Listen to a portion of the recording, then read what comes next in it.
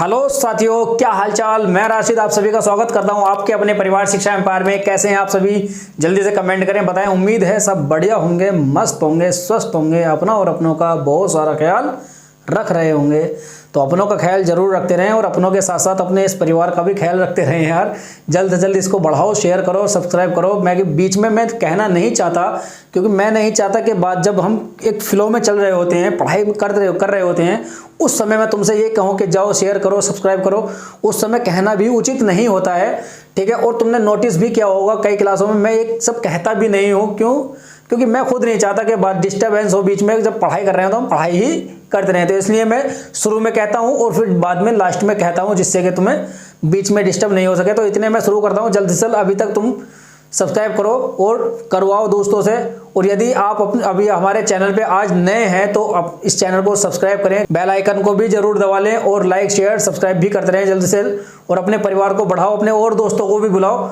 और नए हैं तो पुरानी वीडियोस देखकर ही आगे बढ़ें। जो जहां से हमने शुरू किया है, बिल्कुल हिंदी जहां से हमने शुरू किया है, हिंदी भी हमने हिंदी शब्द की क्या उत्पत्ति हुई है, कहां से उत्पत्ति हुई है, वहां से हम बिल्कुल लेकर आए, जीरो से बिल्कुल लेकर शुरू किए हैं। और आज हम कहां पहुंच गए हैं। आज हम शुरू करते हैं अपना, यहां शुरू करूंगा मैं रस संप्रदाय, क्योंकि काव्य शास्त्र का ही एक अपना संप्रदाय है। अलंकार संप्रदाय अलग है और रस संप्रदाय है और छंद संप्रदाय है। तो ये संप्रदाय हैं काव्य शास्त्र के। जब काव्य शास्त्र हम पढ़ रहे हैं तो अच्छे से पढ़ेंगे।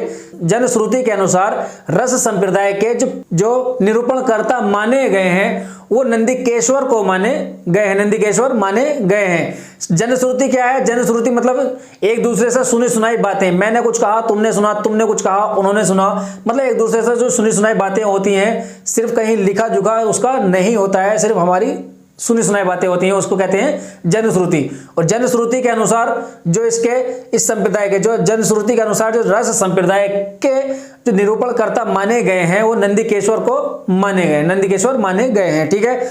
जो हमारे पास प्राप्त सामग्री है, और जो हमारे पास सामग्री है, प्राप्त सामग्री है, जैसे कि जो सबूत हैं, जो लेखा जोखा है, उनके अनुसार रस संप्रदाय के प्रवर्तक भरत मुनि को माना गया है, ठीक है। और संस्कृत के प्राय सभी प्रख्यात आचार्यों ने रस संप्रदाय पर अपना चिंतन किया है, जिससे रस संप्रदाय अधिक पुष्ट होता गया है, ठीक है। और अब शुरू करते हैं हम, और आगे हम पॉइंट लिखते रहेंगे, जानकारी लेते रहेंगे क्या क्या आता है इसमें।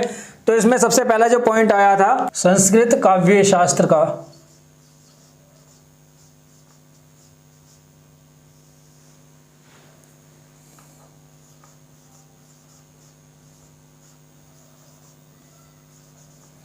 सर्वाधिक प्राचीन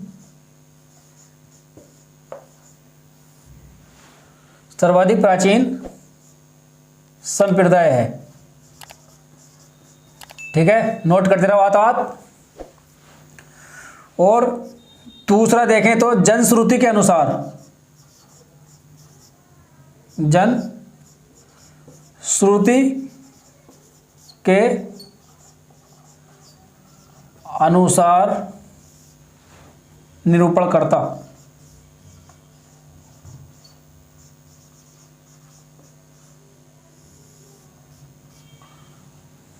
ठीक है। और जो प्राप्त सामग्री है, प्राप्त सामग्री यानी जो सबूत है हमारे पास, जो कुछ मिला है, ठीक है, सबूत या लेखा जोखा जो है हमारे पास,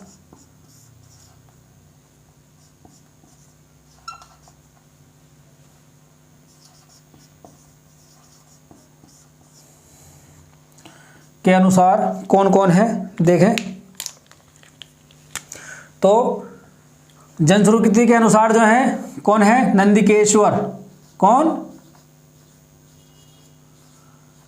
नंदिकेश्वर। नंदिकेश्वर को माना गया है जनश्रुति के अनुसार। और जो लेखा जोखा है, जब हमारे पास प्राप्त सामग्री है, उसके अनुसार भरत मुनि को, आचार्य भरत मुनि को माना गया है, ठीक है। ये पॉइंट है।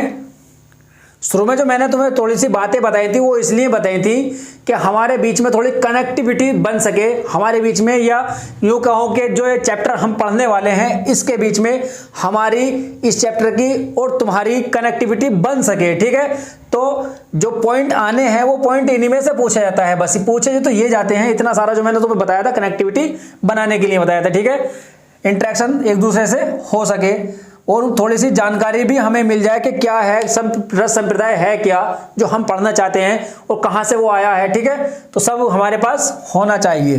और जो सामान्यतः जो रस का अर्थ समझते हैं,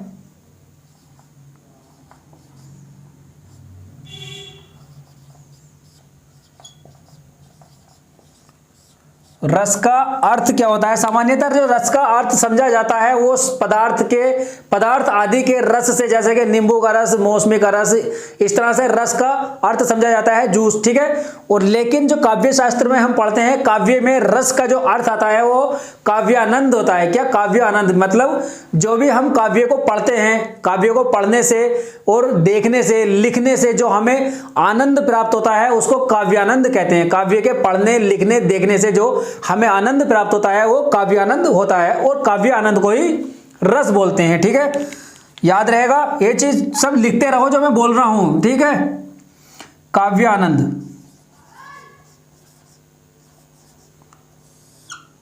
काव्य आनंद, काव्य को देखने, पढ़ने और सुनने से जो हमें आनंद प्राप्त होता है वही क्या है? काव्य आनंद है। इसी को कहा भी, और एक पॉइंट और आता है, रस का व्युत्पत्ति परक अर्थ क्या होता है? रस का व्युत्पत्ति परक अर्थ क्या है? आस्वाद।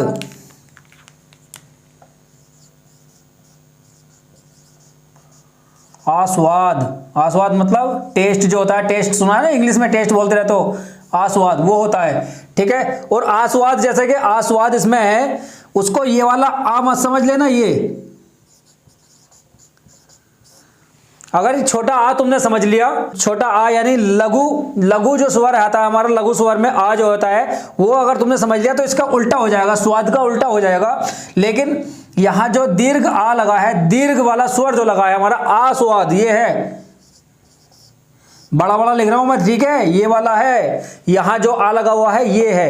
ठीक है, ये वाला नहीं है। तो इसका जो अर्थ होता है वो टेस्ट होता है। कहा भी गया है,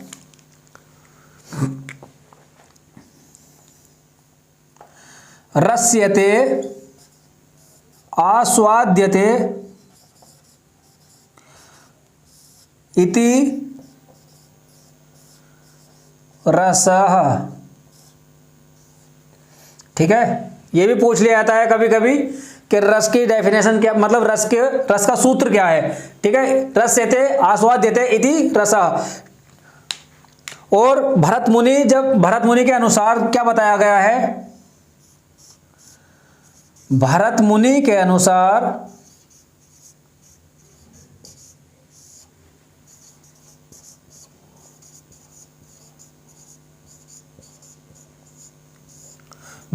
अनुसार विभाव, अनुभाव, व्यभिचारी भाव को संचारी भाव भी बोलते हैं। ठीक है, व्यभिचारी भाव के संयोग से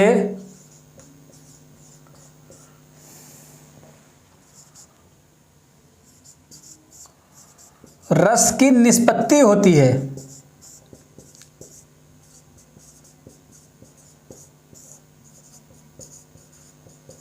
विभाव, अनुभाव, व्यभिचारी भाव के संयोग से रस की निष्पत्ति होती है। इसका भी सूत्र दिया है भरत मुनि ने। विभाव, अनुभाव, व्यभिचारी भाव, व्यभिचारी भाव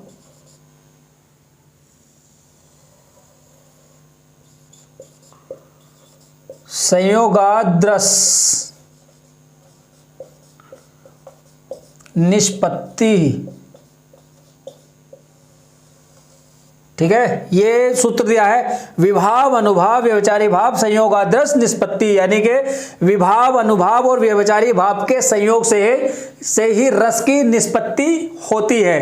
ठीक है, ये क्या है अलग विभाव, देखो यहाँ है अनुभाव, यहाँ है विभाव, ये व्यभिचारी भाव है, और इन तीनों के मेल से ही क्या है संयोग से रस की निष्पत्ति होती है। ठीक है, इसको जल्द से जल्द नोट कर लेना, आगे देखते हैं। अभी और पॉइंट है हमारे पास, इसको नोट करो।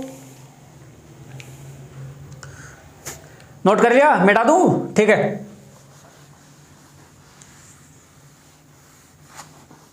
इसमें क्या है बताया गया है कि विभाव अनुभाव व्यभिचारी भाव के संयोग से यानी कि मेल से। तो इसमें क्या है पता है कि जैसे हम कोई चीज बनाते हैं तो उसको बनाने के लिए हमें बहुत सारी चीजें उसमें मिलानी पड़ती हैं। कोई भी चीज हम बनाएं तो उसमें बहुत सारी चीजें मिलानी पड़ती हैं। जैसे कि हमें शिकंजी बनानी है या मैगी बनानी है, कुछ भी बिरयानी बनानी है, कुछ भी बनाना है। ठीक है, जैसे हमें कुछ भी बनाना है, बिरयानी बनानी है या मैगी बनानी है, शिकंजी ले लेते हैं। शिकंजी बनाने के लिए हमें क्या क्या चाहिए? शिकंजी बनाने के लिए बहुत सी चीज़ें चाहिए, पानी चाहिए, मसाला चाहिए, नींबू चाहिए। ठीक है, उन सभी को मिलाने पर ही हमें शिकंजी का जो भाव है, जो शिकंजी का आनंद है वो हमें प्राप्त होता है। या अगर हम देखें इन सभी चीज़ों को अलग अलग अगर हम पीने लगे, जब पानी है, पानी को अलग पिए तो पानी का अलग आएगा शिकंजी, पानी को पीने से शिकंजी का रस आनंद हमें प्राप्त नहीं होगा। ठीक है, और कुछ भी नींबू अगर हम चाटने लगे या नींबू पानी पीने लगे तो शिकंजी का हमें आनंद प्राप्त नहीं होगा। तो इस तरह से अलग अलग अगर हम इन सभी को देखें तो हमें जो शिकंजी का जो आनंद है वो हमें प्राप्त नहीं होगा। उसी तरह से काव्य है, काव्य में क्या क्या मिलाते हैं हम? काव्य में मिलाने के लिए भी हमें क्या चाहिए?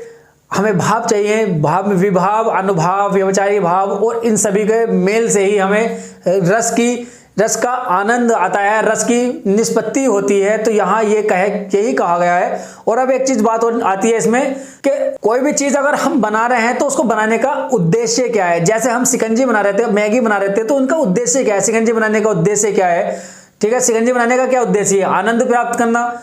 अब तुम कहने लगोगे सर प्यास बुझानी भी होती है, प्यास लगती है तो उसको प्यास बुझानी नहीं होती, प्यास बुझेगी सिर्फ पानी से ही। शिकंजी हम पीते हैं तो उसको सिर्फ आनंद लेने के लिए कि शिकंजी का हमें आनंद प्राप्त हो जाए, तो शिकंजी हम बनाते हैं आनंद के लिए। वैसे ही जो काव्य या कविता लिखी जाती है, काव्य कविता लिखने के लिए भी उसका उद्देश्य क्या होता है? पाठक को आनंद प्राप्त हो, यानी कि जो पढ़ने वाला है, पाठक है, उसको आनंद प्राप्त हो। मतलब वहीं से कविताएं लिखनी शुरू होती हैं कि पहले उसका उद्देश्य पता होना चाहिए कि उद्देश्य क्या है लिखने का।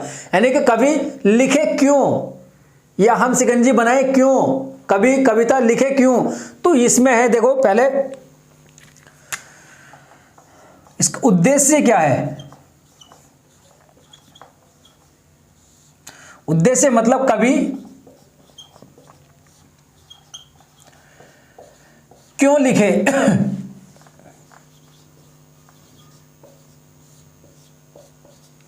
कवि क्यों लिखे, ये इसका उद्देश्य क्या है? तो इसका उद्देश्य क्या है? आनंद।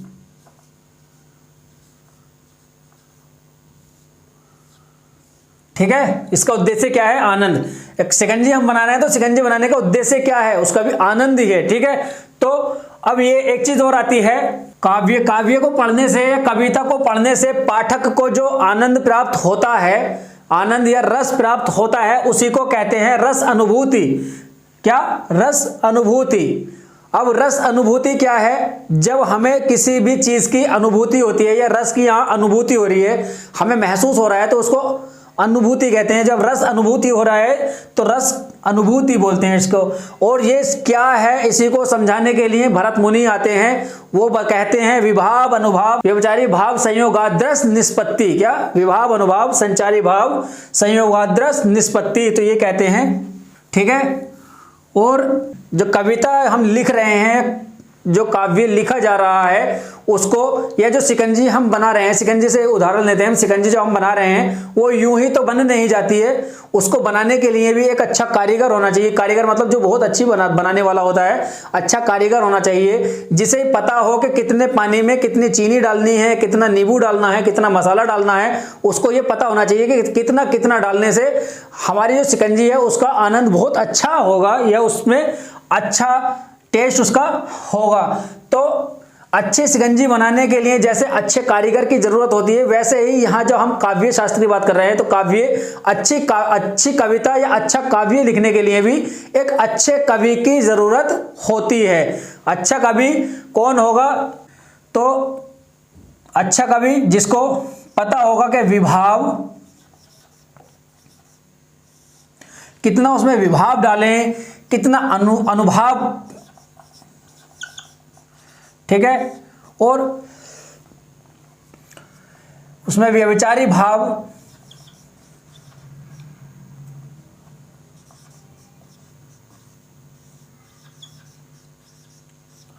ठीक है, व्यभिचारी भाव, इन सभी से जो रस की प्राप्ति होगी, कितनी अच्छी प्राप्ति होनी है, कितना कितना इसमें क्या क्या रखना है, वो सब किसको पता होगा? एक अच्छे कवि को पता होगा। तो इसलिए कहा गया एक अच्छा कवि भी होना जरूरी है, ठीक है। अब देखते हैं हम भाव जो है, हमारे जो विभाव है, जो भाव है, जो भी हमारे अंदर भाव पैदा होते हैं, जो उत्पन्न होते हैं किसी भी चीज को देखकर, पढ़कर, सुनकर, कुछ भी जो भाव उत्पन्न होते हैं, उन भावों के प्रकार कितने कितने उसके भेद हैं।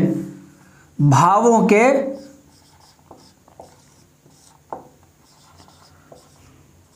भेद,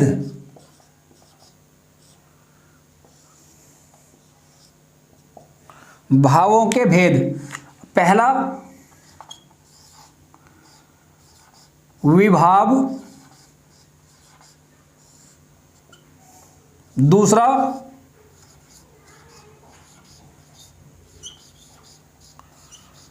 अनुभाव, तीसरा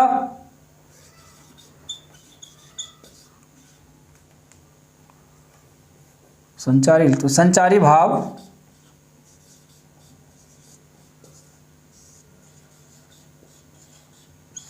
चौथा स्थायी भाव,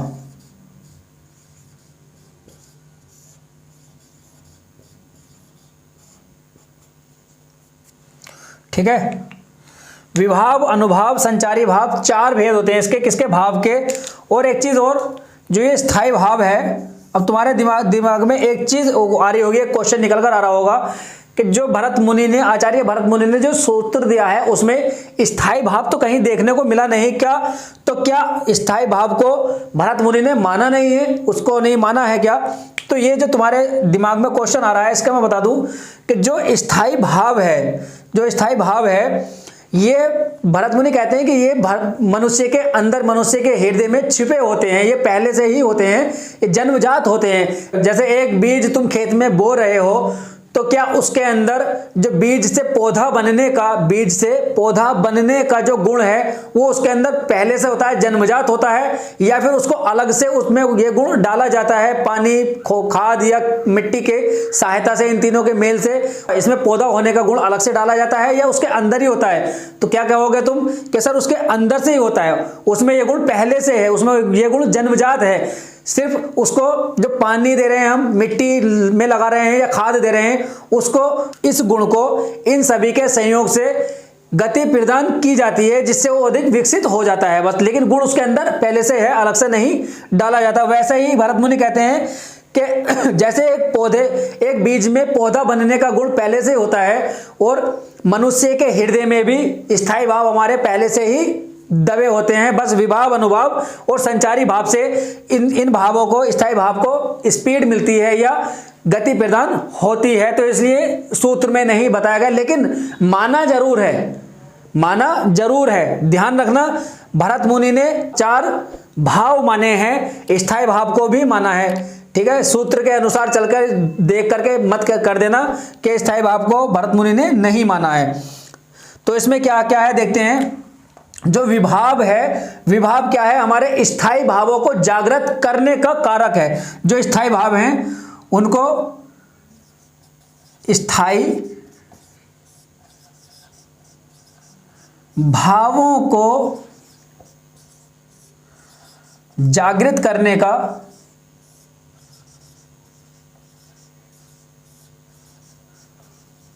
वाला कारक, ठीक है, स्थायी भावों को जागृत करने वाला कारक है। और अनुभाव क्या है? अनुभाव है कि जब विभाव होता है, जब विभाव होने के बाद में जो हम चेष्टाएं करते हैं, जो हमारे शरीर में परिवर्तन होता है, शारीरिक प्रतिक्रियाएं होती हैं, ठीक है, या आउटपुट बोल देते हैं, जो हम आउटपुट देते हैं उसको क्या विभाव बोलते हैं। आउटपुट या प्रतिक्रियाएं, जो हम प्रतिक्रिया करते हैं,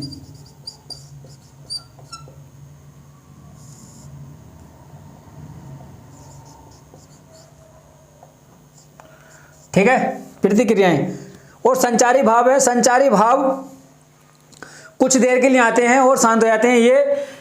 ये क्या है? स्थायी भावों को गति प्रदान करते हैं। जैसा कि ये स्थायी भावों को जगा रहे हैं, और संचारी भाव क्या है? ये स्थायी भाव को गति प्रदान करते हैं, ये गति प्रदान करते हैं, इनको गतिशील बना देते हैं। किसको? स्थायी भाव को।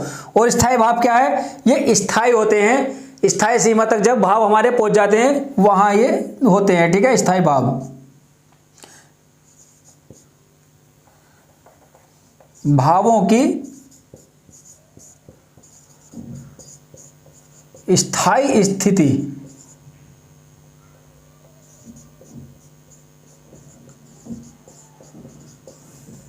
ठीक है।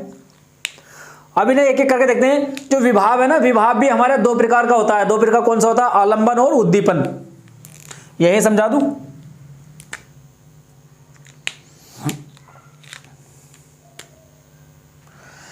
विभाव भी हमारा होता है दो प्रकार का।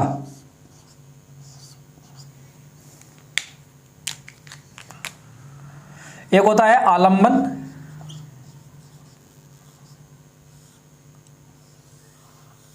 एक होता है उद्दीपन।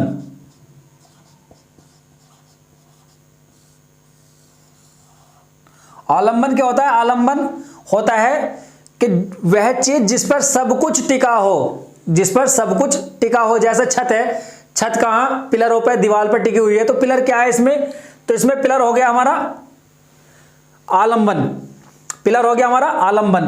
और उद्दीपन क्या होता है? उद्दीपन होता है कि जिस पर सब कुछ टिका है उसके अंदर क्या क्या, यानी कि किस वजह से जो मतलब टिका हुआ है। और उद्दीपन होता है पिलर के अंदर क्या है, पिलर के अंदर जो सरिया है और सीमेंट है, ये सब क्या है? उद्दीपन है, ठीक है। पिलर के अंदर क्या है, ठीक। तो एक उदाहरण लेकर चलो, जैसे कि मैं ये देखो, थोड़ा सा सजा देता हूं। एक चित्र बना रहा हूं मैं किसी भी व्यक्ति का। वाह, कितना प्यारा चित्र बनाओ हो। थोड़े से बाल बना दो इसके, तेरे नाम वाले बनाऊं? चलो ठीक है, तेरे नाम वाले बना देता हूं। ये देखो कितना प्यारा बना है। कौन है ये? तुम में से है कोई? या अब देखो, जैसे ये है, एक व्यक्ति है, ठीक है, व्यक्ति है, और इसकी कोई व्यक्ति आए, इसके जहां पर एक थप्पड़ मार दे, ठीक है, तो इसको क्या होगा? गुस्सा आएगा, एकदम से क्रोध हो जाएगा। इसको क्या है? क्रोध आएगा, क्रोध। या एक काम करो, जैसे मान के चलो, ये मान के चलो कि जो तुम्हारा दोस्त है, एक तुम्हारा दोस्त है, वो किसी भी वजह से, मतलब तुम्हारे दोस्त से लड़ाई हो गई, तुम्हारी और तुम्हारे दोस्त की आपस में लड़ाई हो गई है, ठीक। कोई भी वजह रही होगी, बहुत सी वजह होती हैं आजकल। तो एक जो फेमस वजह है वो मैं यहाँ बताना नहीं चाह रहा क्या वजह हो सकती है, ठीक है। बहुत अच्छी वजह होती है लड़ाई, दोस्तों के बीच में लड़ाई कराने के लिए बहुत अच्छी वजह है, ठीक है। उसको मैं नहीं बताना चाह रहा, ठीक है। समझ जाओ, समझदार कुछ काफ़ी हो गए हो तुम। तो दोस्त है तुम्हारा और तुम्हारी, दोनों की लड़ाई हो गई, तुम्हारी और तुम्हारे दोस्त की लड़ाई हो गई, और दोस्त ने आकर तुम्हारे थप्पड़ मार दिया, ठीक है। तुम्हारे थप्पड़ मार दिया और तुम्हें एकदम से गुस्सा आएगा, तुम्हें एकदम से गुस्सा आएगा। तो वहां क्या है? जो तुम्हारा दोस्त है, जो दोस्त है तुम्हारा, जो दोस्त क्या होगा? उद्दीपन, आलंबन होगा। आलंबन कौन होगा? दोस्त। यहां तुम्हारा दोस्त होगा आलंबन, ठीक है। और जो उद्दीपन होगा, उद्दीपन क्या होगा, जो लड़ाई की परिस्थितियां हैं, लड़ाई की क्या वजह है, जो परिस्थितियां हैं वो हो जाएंगी उद्दीपन।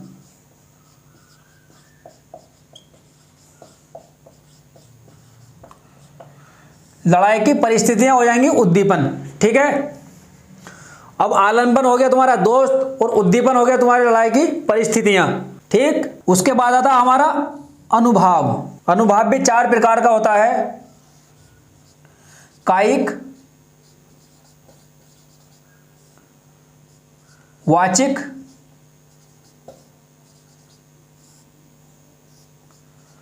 सात्विक,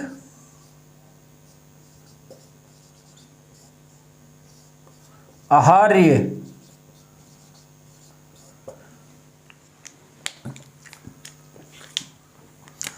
अब जब यहां तुम्हारे दोस्त ने तुम्हारे थप्पड़ मार दिया तो तुम्हारी उसकी लड़ाई हो गई तुम्हारी, तो वहां जो तुम्हारा दोस्त था आलंबन हो गया, उद्दीपन हो गया, तुम्हारी लड़ाई की जो परिस्थितियां हैं, क्या भी वजह रही होगी लड़ाई की, तो उसके बाद में जो तुम अनुभव करोगे, अनुभव तुम 4 प्रकार से कर सकते हो। इन 4 प्रकार से, कायिक यानी शारीरिक मतलब या तो तुम वापस तुरंत उसके दूसरा थप्पड़ मार दो, अगर तुम लंबे चौड़े हो उससे देखने में, ठीक है, तो तुम तुरंत थप्पड़ मार दोगे। या वाचिक अगर वो तुमसे है भी है, वो तुमसे लंबा चौड़ा है, तो तुम सिर्फ मौखिक में कुछ कहोगे, मौखिक में तुम उसको या तो गाली दे दोगे या फिर थोड़ा सा उससे मतलब कहोगे कि मैं तुझे देख लूंगा एक दिन, ये वो बहुत सारी चीज होती है। वाचिक में ये होता है, वाचिक में ये तुम क्या है, अनुभव कर रहे हो, यानी कि आउटपुट दे रहे हो, तुम्हारी प्रतिक्रियाएं हो रही हैं ये। या तो तुम शारीरिक करोगे, तुरंत वापस उसके थप्पड़ मार दोगे, उसने 1 मारा तुम 2 मार दोगे, या फिर तुम मौखिक में कुछ कहोगे, मुंह से कुछ कहोगे, वाचिक, उसको क्या होता है, वाचिक होता है, गालियां दे दो, कुछ भी कर दो, बहुत सारी चीजें होती हैं। और उसके बाद में आता है सात्विक। सात्विक में होता है जैसे कि घबराहट, शब्दों का टूटना, ठीक है। तुम्हें घबराहट, या तो घबराहट हो सकती है, घबराहट भी हो जाएगी, अगर तुम्हारी गलती है तो घबरा जाओगे एकदम से। और तुम अगर कुछ कहोगे तो कहने में तुम्हारे शब्दों के शब्द टूटेंगे, यानी कि लड़खड़ाएगी तुम्हारी जबान, तो शब्दों का टूटना होता है, घबराहट होती है।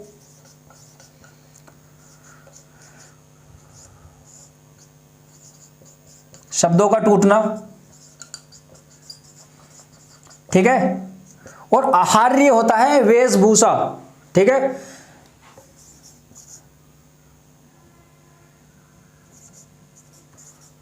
वेशभूषा, ठीक है, उस तरह की तुम वेशभूषा बनाकर उसे डरा दो, ठीक है। आहार्य मतलब उस तरह की तुम वेशभूषा बनाकर उसे डरा दो, या फिर ठीक है, या अगर तुम्हारी गलती है उसमें तो तुम घबराकर एक शब्दों का तुम्हारा जो कुछ कहोगे तुम्हारे शब्दों का टूटना हो जाएगा।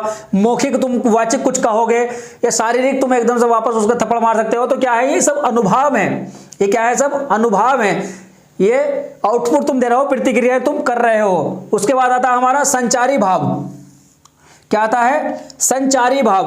अब संचारी भाव में क्या है, संचारी भाव जो होते हैं वो गति प्रदान करते हैं, स्थायी भावों को गति प्रदान करते हैं। जैसे कि यहां क्रोध आया है, क्रोध में जो संचारी भाव है एकदम से मतलब तुम्हारे क्रोध को और बढ़ा देंगे और उसको स्थायी सीमा तक पहुंचाने की कोशिश करेंगे, ठीक है। या ये क्या होते हैं, ये स्वतः जो स्थायी संचारी भाव होते हैं ये कुछ क्षणिक होते हैं, कुछ देर के लिए होते हैं, स्वतः ही उत्पन्न होते हैं और स्वतः ही दब जाते हैं, ठीक है। जैसे कि इसका एक उदाहरण बताऊं, पार्क है, पार्क में लड़का घूम रहा है, ये कल्लू बनाया मैंने, कल्लू, ठीक है। ये कल्लू पार्क में घूम रहा है और पार्क में इसे एक सुंदरी कन्या दिखाई दी, क्या सुंदर कन्या दिखाई दी, और इसके मन में एकदम से भाव उत्पन्न हुए, मन में क्या उत्पन्न हुए, भाव उत्पन्न हुए। और वहां क्या हो गई, वो जो लड़की है वो विभाव हुई। लड़की क्या है, जो लड़की को देख करके जो कल्लू के मन में भाव उत्पन्न हुए, तो उसको क्या, वो क्या है, वो वहां लड़की विभाव हुई, लड़की क्या हुई, विभाव। उसमें भी अनुभव, विभाव में भी आलंबन और उद्दीपन होगा, आलंबन और उद्दीपन होगा। तो आलंबन कौन होगा, खुद लड़की, और उद्दीपन क्या होगा, लड़की की सुंदरता। लड़की की सुंदरता क्या होगी, उद्दीपन, जो उसके भावों को और बढ़ाई, जागृत करेगी। उसके बाद में उसकी कुछ क्रियाएं होंगी। यहां जब लड़की को देखकर उसके भाव उत्पन्न होंगे, जागृत होंगे, तो उसके बाद में वो अनुभव करेगा, कुछ प्रतिक्रियाएं करेगा। या तो उसके पास जाएगा, उसके पास जाकर के मतलब उसके पास जाकर उससे कुछ कहेगा, ठीक है, कुछ भी कहे, और या फिर वो बैठा बैठा वहीं मुस्कुराने लगे, ठीक है, या बैठे बैठे वो मन में याद उसके घबराहट होने लगे, यार मैं जाऊं तो कुछ मुझे उल्टा कुछ कहने दे, डांट नहीं दे, इस तरह से। ये सब बहुत सारी चीजें होती हैं। ये 4 चीजें होती हैं, कायिक, वाचिक, सात्विक। कायिक मतलब शारीरिक, वहां जाए और जाकर उससे कुछ कहे, ठीक है। वाचिक में भी वही है, मौखिक में कुछ कहना, ठीक। सात्विक क्या है, घबरा कर वहीं बैठ जाए, ठीक है, शब्दों का टूटना हो जाए। और वेशभूषा मतलब खुद को उस तरह से बनाए जैसे कि जिससे कि वो पसंद कर ले, ठीक है। तो उसके बाद में फिर आता है संचारी भाव की। संचारी भाव जैसे बैठा वहां बैठा है वो, संचारी भाव उसके जो मन में उत्पन्न हो एकदम से, और उसका भाई, लड़की का भाई आ जाए, ठीक है, लड़की का भाई आ जाए तो उसके सारे भाव खत्म हो जाएंगे, ठीक है। वहीं भाई के आने से, लड़की का अगर भाई आ जाए तो उसके सारे भाव खत्म, वहीं दब जाएंगे वो। मतलब संचारी भाव क्या है, एकदम से उत्पन्न हुए थे, लड़की के भाई को देख लिया कि उसके साथ लड़की का भाई है, तो उसके भाव वहीं दब गए कि रहने दो, अब कोई फायदा नहीं है उसके पास जाने से। और यदि लड़की के पास गया, उसने लड़की से कुछ कहा, ठीक है, लड़की का जो जवाब होगा कि पहले तुम कुछ बन जाओ, ठीक है, पहले तुम कुछ बन जाओ, उसके बाद में ये सब करेंगे। तो इसके क्या भाव और उत्पन्न हो गए, मतलब उसके भाव स्थायी सीमा तक पहुंच गए, स्थायी स्थिति तक पहुंच जाएंगे कि ये चलो कुछ उम्मीद तो है कि हाँ पहले अब कुछ बन जाता हूं, फिर उसके बाद में इससे बात करता हूं। तो उसके भाव स्थायी भाव तक पहुंच जाते हैं, ठीक है। उसके भाव स्थायी भाव तक पहुंच जाते हैं कि कम से कम उधर से कुछ रिएक्शन है कि हाँ, मतलब हाँ वाली बात है, बात बन सकती है, ऐसे यहां से कुछ रिएक्शन निकल कर आ रहे हैं। उसके जो भाव है वो स्थायी भाव तक पहुंच जाए और वो ये सोचने लगे कि चलो ठीक है, कुछ उम्मीद जगी है। अगर उम्मीद जगी तो उसके स्थायी भाव, जो उसके जो भाव हैं वो स्थायी सीमा तक पहुंच जाएंगे, वही होता है स्थायी भाव। और यदि उसने वो मना कर देती या उसको डांट देती तो उसके जो भाव हैं वो दब जाते, वहां क्या होता है, उसका संचारी भाव, ठीक है। तो ये कुछ पॉइंट थे, विभाव, अनुभाव, संचारी भाव, स्थायी भाव। कोशिश करी है कि तुम्हें बहुत अच्छे से समझा पाऊं, ठीक है, और उम्मीद करता हूं कि बहुत अच्छे से तुम्हारे समझ में भी आ गया होगा। क्या आ गया होगा? बहुत अच्छे से समझ में। एक बार रिपीट कर दूं मैं। पहले क्या है, हमने कोई काव्य शास्त्र लिखा, काव्य शास्त्र में जो रस संप्रदाय है, रस संप्रदाय संस्कृत काव्य शास्त्र का सबसे पुराना संप्रदाय रस संप्रदाय माना जाता है। और उसके बाद हमने पॉइंट देखा था, सिर्फ सुनी सुनाई बातें हैं, उनके अनुसार अगर देखें तो रस संप्रदाय के जो निरूपणकर्ता माने गए थे वो नंदिकेश्वर माने गए थे। कौन? नंदिकेश्वर माने गए थे। उसके बाद में जो हमारे पास प्राप्त सामग्री है, जो सबूत है, लेखा जोखा है, उसके अनुसार देखें तो भरत मुनि को माना गया है, ठीक है, भरत मुनि को माना जाता है प्रवर्तक इसका, रस संप्रदाय का।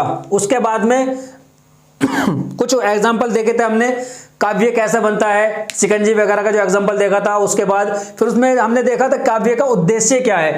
काव्य का उद्देश्य तो क्या है? आनंद प्राप्त करना, पाठक को आनंद प्राप्त करना, ठीक। और किसी भी काव्य को देखकर, पढ़कर, सुनकर जो आनंद प्राप्त होता है उसको काव्यानंद बोलते हैं। और जो उसको अनुभूति होती है उसको रस अनुभूति बोलते हैं, रस अनुभूति बोलते हैं। उसके बाद में भरत मुनि आते हैं रस अनुभूति को समझाने के लिए। क्या है कि विभाव, अनुभाव, संचारी भाव, संयोगाद्रस, निष्पत्ति, संचारी भाव या व्यभिचारी भाव, संयोगाद्रस, निष्पत्ति। उसके बाद में भावों के भेद देखे हमने। भावों के भेद क्या है? विभाव है, अनुभाव है, संचारी भाव है, स्थायी भाव है। तो विभाव के भी 2 प्रकार होते हैं, आलंबन और उद्दीपन। कौन? आलंबन और उद्दीपन।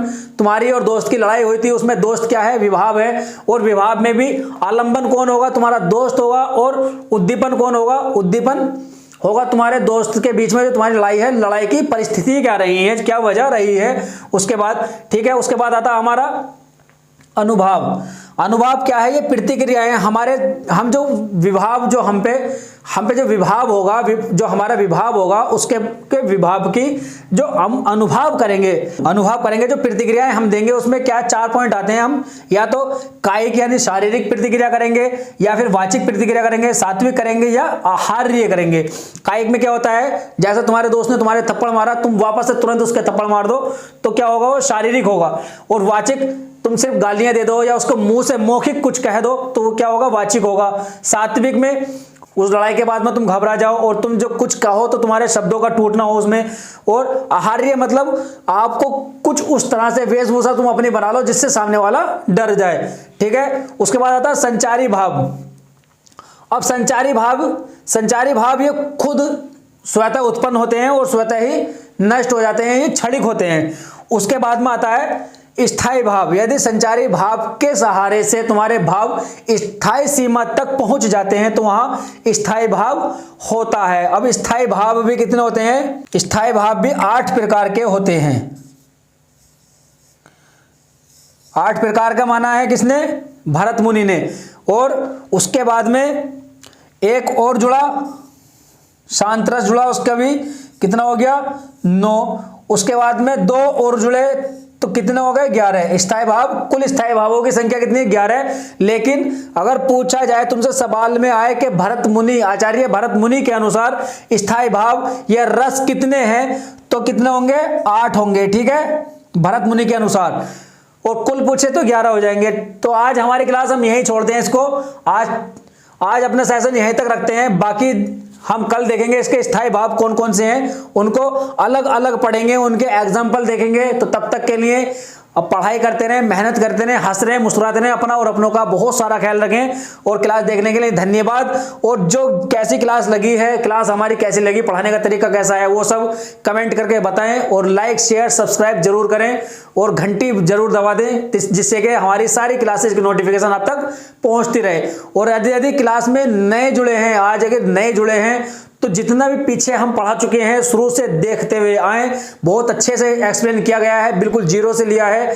हिंदी शब्द की उत्पत्ति कहां से हुई है, बिल्कुल जीरो से, वहां से उठा करके धीरे धीरे आज हम अपने रस संप्रदाय पर आ गए हैं। काव्य शास्त्र का भी हम कुछ भाग पढ़ चुके हैं। तो ख्याल रखें, मेहनत करते रहें। जय हिंद, टेक केयर।